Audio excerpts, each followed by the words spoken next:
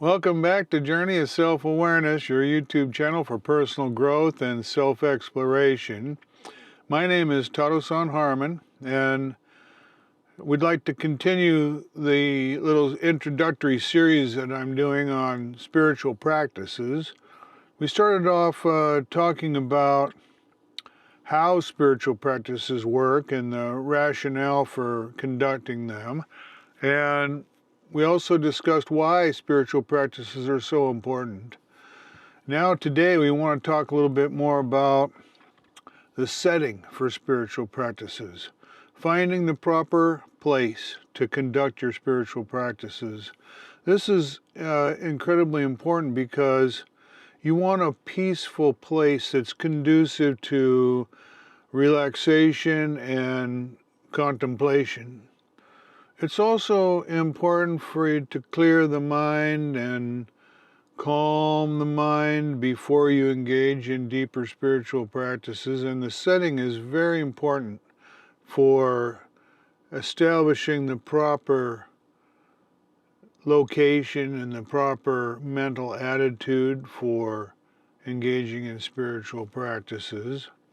Many people find it helpful to engage in some kind of preliminary practice when they begin a session, like focusing on the breath to help stabilize and clarify the mind, which can make it more receptive for insights and will lay the groundwork then for more advanced practices that you might be conducting in that particular session. We even say a few words about how long you might want to practice. At the beginning, you may only want to practice for 15 minutes or so, but eventually you may extend that then for longer and longer periods of time. For example, you may go from 15 minutes to a half an hour or so. There's no particular set time. And if you get into a regular regimen of spiritual practices, you may become so familiar with a very lengthy spiritual practice, for example, that you can achieve all the objectives of that spiritual practice in a very brief period of time by recalling it to your memory and just going through very kind of quick recap of that longer practice. You can bringing all of the benefits of it right back to you, and so that it's immediately present. The amount of time that you engage in spiritual practices, you'll find, will change over time. The other thing that I should say about setting initially is that we're attempting to minimize the distractions and the pull of modern life, all of the things that keep us preoccupied and the things that we're chasing after all the time, or we want to minimize, kind of remove ourselves from the world a bit and minimize the distractions that we have in our everyday environment. It's almost impossible for a beginner to engage in spiritual practices and get any benefit if you've got 4 kids running around the house and for example, or listening to background music or whatever it might be.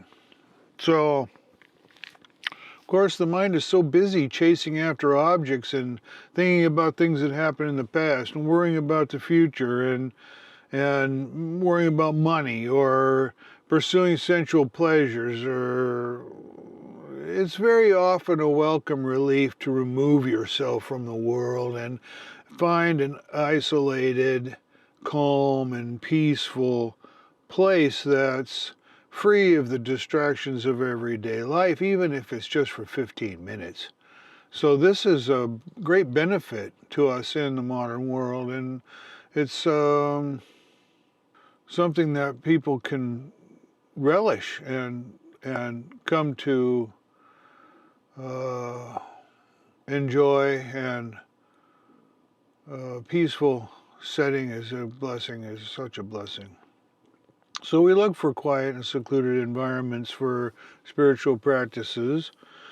It can be in nature, a side of the mountain, for example, or it can be one's bedroom. A quiet room in the basement, go up to the attic, or someplace that's uh, ideal for spiritual practices where you minimize the distractions of everyday life and all these external disturbances that can disrupt our concentration.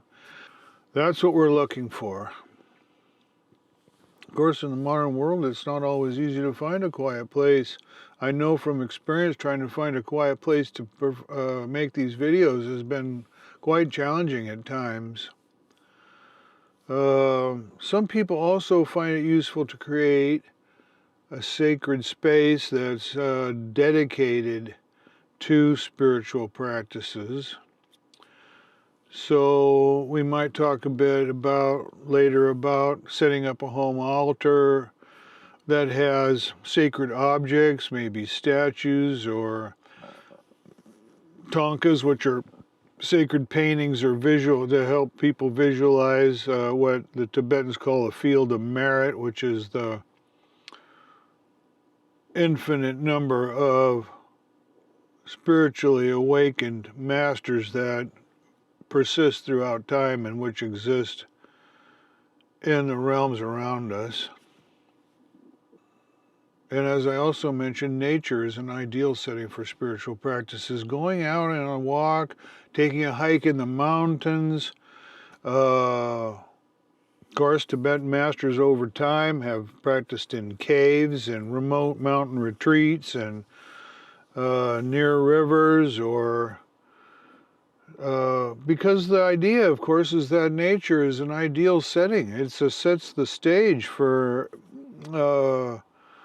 meditation and contemplation, and so the beauty and the simplicity of nature are, well, they help us inspire a sense of calm and connect us to the teachings, spiritual teachings. So nature is a wonderful, we should say more about that maybe later. Some people like to practice in group settings, and of course this is perfectly acceptable because in Tibetan Buddhism we take refuge in Buddha, in the Buddha mind, and the background of awareness which exists within everyone, which is our natural state. And we take refuge in the Dharma, the teachings, the Holy Scriptures. And we also take refuge in the Sangha, which is the community of support of believers. We gain support from a community of like-minded people who are also on a spiritual path. And oftentimes we conduct solitary retreats for deep personal exploration, but group practices can generate powerful collective energy and support us in our spiritual path. And in Tibetan tradition, you gain empowerments through group settings, and lessons and teachings are conveyed in group settings, of course, so they can be helpful. I haven't availed myself of group settings so much because I live in an isolated part of the United States where there are no other practitioners to speak of, and I've chosen a more solitary path. And of course, you'll want to choose a path that's right for you, that resonates most strongly with you. Now, I should also say that there's a relationship between our internal mental states and the outer environment, the setting that we choose. For example, a calm, focused mind is more likely to benefit from a serene environment, and a conducive environment also helps foster a sense of tranquility and helps make the mind more receptive to what I've called divine grace, the receipt of divine grace in our lives. So together, the mental attitude, the proper intentions and motivation for engaging in spiritual practices, and the setting in which we're conducting our spiritual practices go hand in hand and help lead us to more profound and powerful insights and personal experiences. I mentioned once before, and I'll say it again, that as a person engages in spiritual practices and learns to focus the mind, calm the mind, turn away from the distractions of the outside world and focus on what's more important in our lives,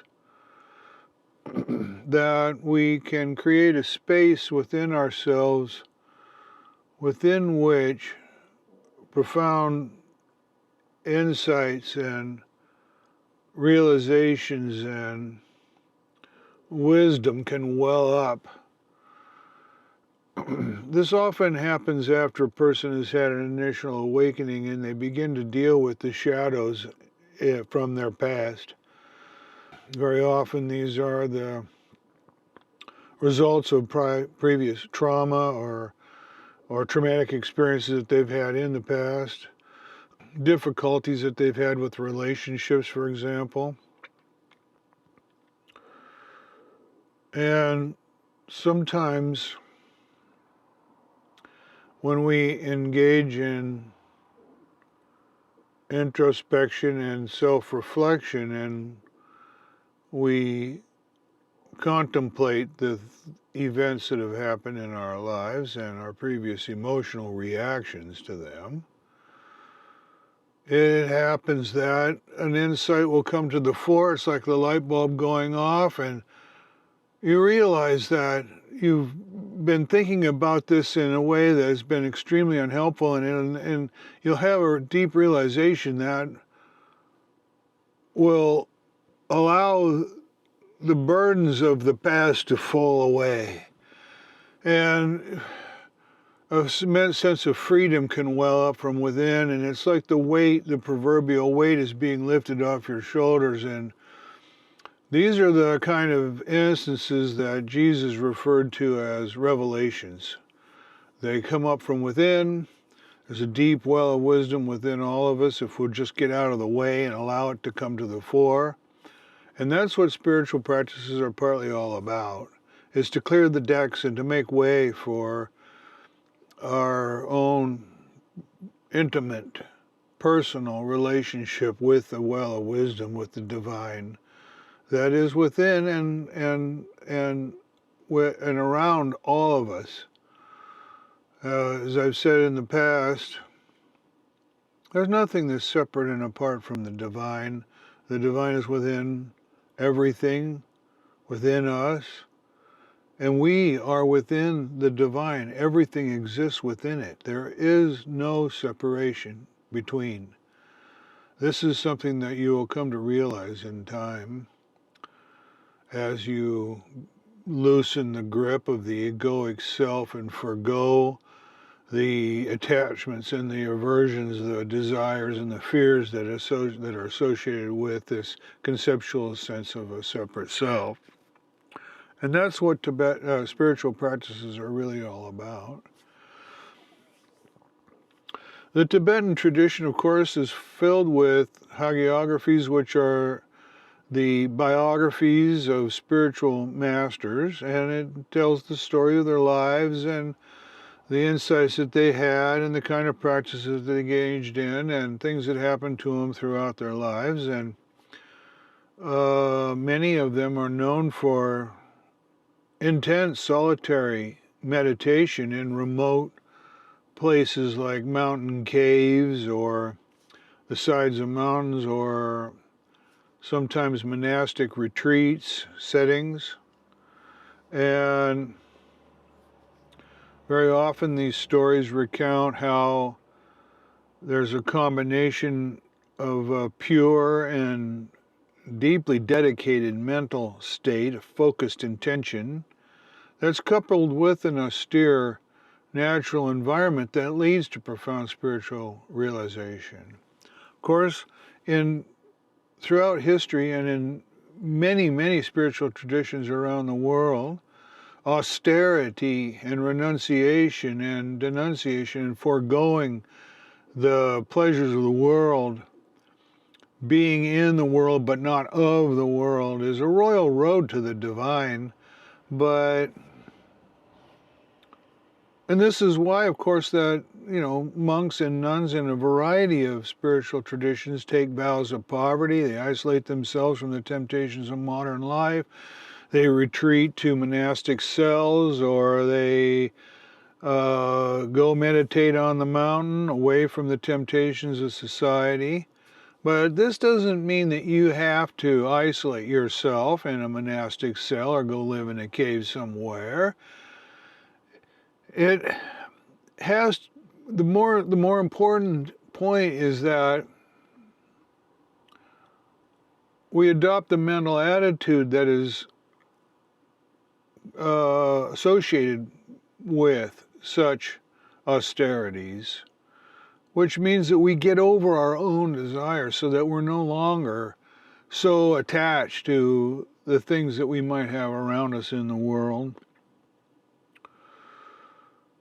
But one of the things you'll find is that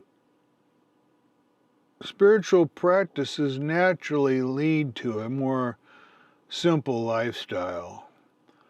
As we focus on our spiritual development and our personal growth and our inner peace, we begin to let go of these excesses of modern life, and we begin to focus more on what truly matters. And we begin to voluntarily choose to live a more simple life, a more minimalistic life in which we begin to eliminate the distractions in our lives, and we end up with fewer possessions, we end up fewer things to worry about and maintain and to protect, and this makes it far easier then to focus on our spiritual goals. It helps us cultivate qualities like compassion and wisdom and mindfulness. In my own history, after my first awakening, it didn't take very long until I had very little interest in all the possessions that I had inherited and accumulated over the years. And I went through the first great purge of my life where I minimized my life and sold almost everything. I mean, I cleared it all out. 3-car garage was full of stuff. I had my parents' stuff, my 2 stepmothers' possessions, my grandparents' stuff, and my stuff. It took 8 months to get rid of all that stuff. Stuff. I had 8 garage sales. I had to make 8 trips to the garbage dump. Like I say, it took 8 months, 8, and 8. I don't know why that was worked out that way, but. And then I virtually sold everything. And I put together a little camper van, and I went to the desert, and I meditated and read scriptures for 4 years, basically. Traveled the Western United States. And it was so valuable to clear the decks that way. After I sold all this stuff, and you could put all my possessions either in the van or in a little 5x8 storage unit. I felt completely liberated in a way that I'd never felt before, and I felt so free.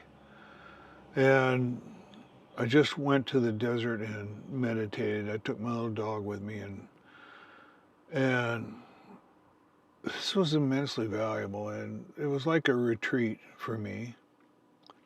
This isn't something that everyone has to do, of course, but it's something that you may end up wanting to do, and don't be surprised if it happens. So, you don't have to necessarily live in poverty and deprive yourself and engage in all these austerities. In fact, the Buddha went through a period of his life where he did practice all kinds of physical austerities and fasting, and but he concluded that that was all completely unnecessary. Instead, this is about making the conscious choices about what's really important in our lives, and in today's world, of course, where capitalism reigns supreme and consumerism is rampant, and the one with the most toys wins, the simple act of embracing simplicity, it can be a radical act. It's so unusual that it can seem very much out of the ordinary. And of course, it's partly of what Jesus meant when he said to be in the world but not of the world. This borders on a topic that we'll probably want to come back and discuss more in detail later, and that's renunciation, renouncing the ways of the world, the desires of the world. So don't be surprised if you end up adopting a minimalist lifestyle and that you consciously choose to reduce your belongings and your commitments, and you focus on your inner life. This is very common in India with the sadhus. When they reach retirement, they live their lives as householders throughout their lives and raise a family and fulfill their social and familial obligations. But then later in life, after the children are grown and on their own, they adopt a solitary nomadic lifestyle in which they focus intently only on spiritual growth, personal growth, and spiritual progress in their lives. So, and they basically lead very simple nomadic lives where they've given up almost everything. Of course, living simply reduces our constant desire for more possessions, more experiences, and more personal recognition and social status and all the hubbub of everyday life, where we get caught up on the hamster wheel and we're going and going and going and going and going.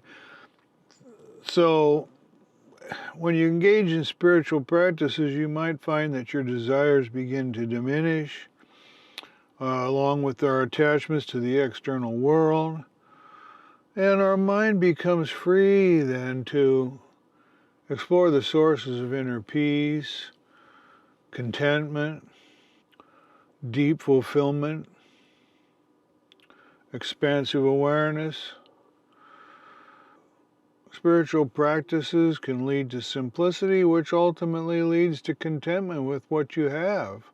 And we accept what is, and you find out that you can be contented with whatever is happening. This is one of the blessings that comes from spiritual practice. Of course, feeling sense of contentment, this is something that can be cultivated, and it's a powerful antidote to this restless seeking that characterizes our everyday lives in the contemporary world. So with contentment then, the mind becomes more stable, and meditation and other spiritual practices become more effective and become more profound.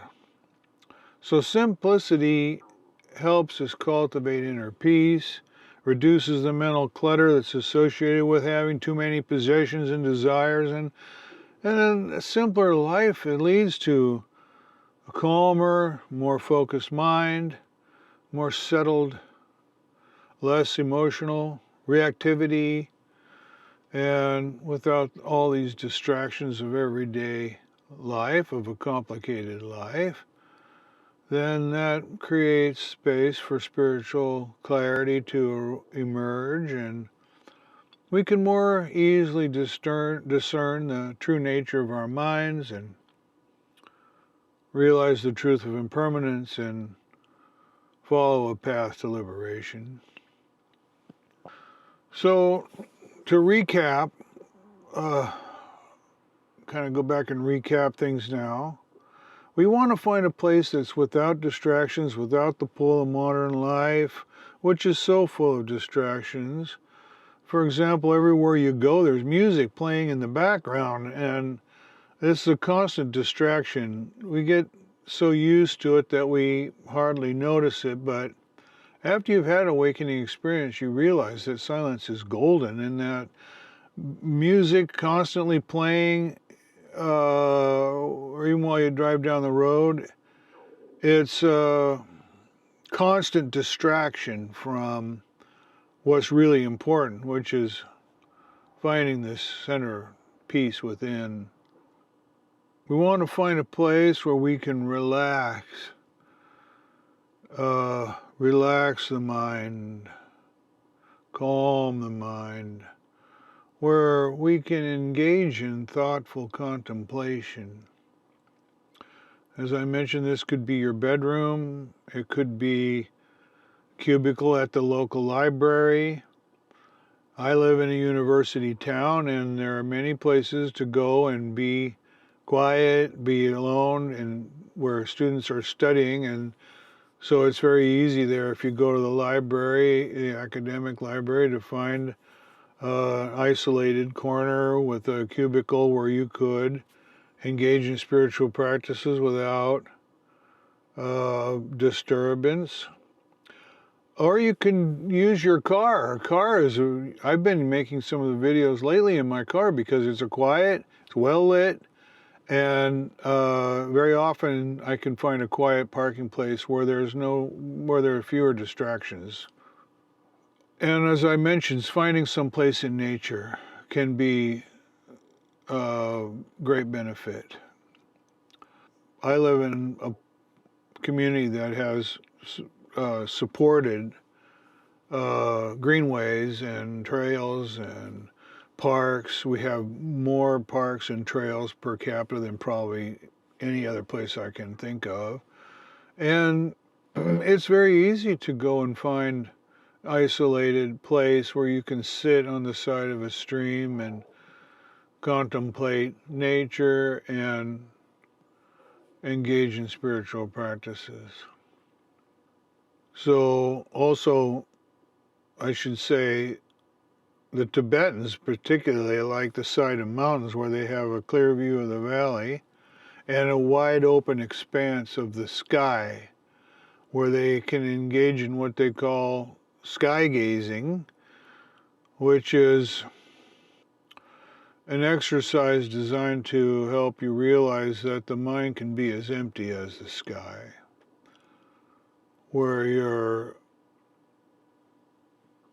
thoughts, the stream of thoughts within the mind can settle completely, and you can abide in silent, open, spacious awareness. This is a more advanced practice that will come later, but the side of mountains is very, very much recommended. Going up to a vantage point somewhere and finding a place to sit and relax and let go. As you conduct spiritual practices and move along your spiritual path, you will begin to realize that there is nothing we can cling to, that there's nothing to hang on to, that letting go is a natural consequence of our spiritual practices. And again, I should say that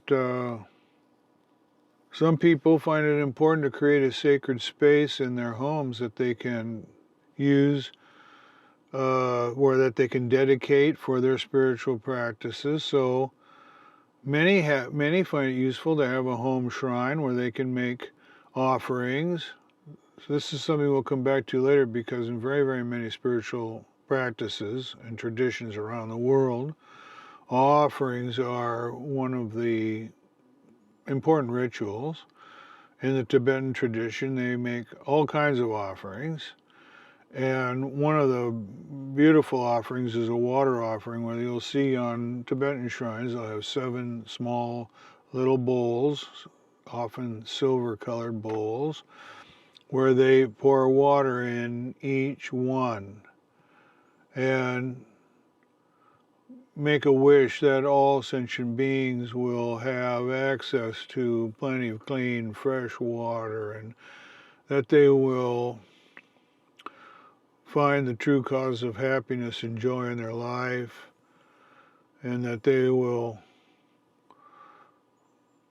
find the dedication and the commitment to a spiritual practice that will lead them to enlightenment. These are water offerings for the benefit of others, which is part of the attitude that we want to come back to and talk about in future videos. We want to talk about our motives for engaging in spiritual practices. So, if you want me to make a video on how to set up a home shrine, I'd be happy to do that. You find them in every spiritual tradition, and offerings are so important. So let me see. Throughout Southeast Asia and Taoist and Confucius settings, and you'll see small shrines up on the walls, or like just a small shelf. Sometimes they're only this wide, but there'll be a image of a deity there, and you'll see offerings that they place every day as part of their daily spiritual practice. In Bali, which is a Hindu island in a Muslim nation, they make offerings every day. They'll get up at 4 a.m. and they create these beautiful little offerings. I can't remember the name of them now, but I can look that up very easily. And they set them out.